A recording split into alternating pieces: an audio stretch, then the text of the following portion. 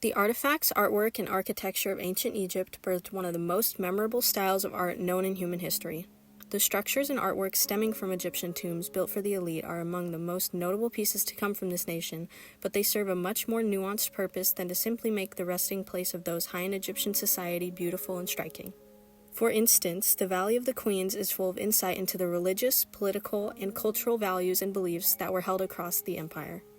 It also reveals a great deal about the people who helped make this exuberant site and what their daily lives might have looked like. In this video, I will describe and analyze the artwork and architecture of the Valley of the Queens, as well as provide historical background surrounding the tombs, some of the religious and societal customs of the time, and discuss information on the workers involved in the construction. The Valley of the Queens is located in Luxor, Egypt, about 1.5 kilometers away from the Valley of the Kings, and it was used as a royal burial ground between the 18th and 20th dynasty. Upon arrival to this site, you'll notice it doesn't look like much. In contrast to the looming pyramids of Giza, the eye-catching form of the Great Sphinx, or the distinct design of the tomb of Hatshepsut, you're greeted by the natural formations of the sandy wadis, an Arabic term referring to a collection of the natural ravines carved out by rainfall. Looking closer, you can see many different carved openings leading into the hillsides. The interior of these tombs provide a very stark contrast to the dusty, plain exteriors that precede them. When entering the tomb of Nefertari, for example, you're immediately greeted by nearly pristine paintings lining every surface of the chambers. The ceilings are painted a dark blue, neatly lined with rows of small yellow stars. The many white pillars and walls are coated with colorful figures of the various divinities and Nefertari. She can be seen making offerings to many of the goddesses and gods, and in turn they are shown assisting her through the afterlife, leading by hand at various points throughout her challenging journey. There are many fine details on the clothing, accessories, and objects in these images that show the tremendous skill and time that went into embellishing each subject. All space surrounding the figures are covered in hieroglyphics of passages from the Book of the Dead, an Egyptian funerary text that helped guide souls through the afterlife, outlining what her passage will entail. To further impress those who visit, the plaster paintings of religious and political figures are raised off of the ground, dwarfing the viewer with their imposing stature.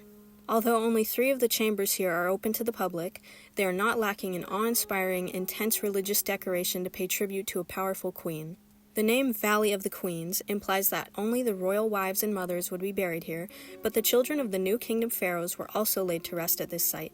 In fact, the earliest burials here were not of queens, but of princesses and princes. The tombs available to the public today belong to queens and princes, and while they are not all quite as extravagant or elaborate as Nefertari's tomb, they share identical characteristics. Of course, the infamous consistency of Egyptian art means that many of the images look similar, but the key differences are in who is depicted. The different divine figures are still present in these tombs, but each burial chamber is customized to whomever occupies it. The goddesses and gods are shown receiving offerings and assisting varying members of Egyptian royalty depending on which tomb you visit. Much like how Nefertari can be seen making an offering to the goddess Isis, Prince Ramesses VI's son is pictured being ushered into the afterlife by the god Anubis. Although these paintings appear to have simply an aesthetic purpose, they were much more significant to ancient Egyptians. Unlike many religions where eternal life is promised to those who have devotion, the polytheistic Egyptian religion placed recently passed souls in a perilous underworld full of demons and monsters. Individuals would have to trek through this dangerous place in order to reach the divine court where their spirits would be judged. Besides the lengthy process of mummification for the purpose of maintaining the connection between the soul and the body, the queens, princesses, and princes needed magical protection in the afterlife in the form of spells and passages from the Book of the Dead, as seen on the tomb walls. The spiritual assistance given to royalty through the form of preservation, elaborate tomb sites, spells, treasures, and other offerings took a lot of time and materials to organize, which is why only the highest members of the Egyptian elite were laid to rest in such an intricate and generous fashion. The general population would not have had such thoughtful burials, even including those who helped create the tombs. Prized, rare materials and highly valued workmanship fell under royal control, meaning that the ruling class oversaw the creation of artwork to be displayed in public and for the private religious rituals of priests and royalty, because Egyptian culture highly valued consistency and tradition. Doing things the right way meant doing them the old way, as the continuity of a centuries-long style of art bestowed the authority of age to the decisions of the pharaohs and queens. Under the instruction of those in power, workers were tasked with creating the Valley of the Queens. The people who constructed these tombs were mainly men who were considered to be tradespeople, as the terms art and artists were not coined until much later in history.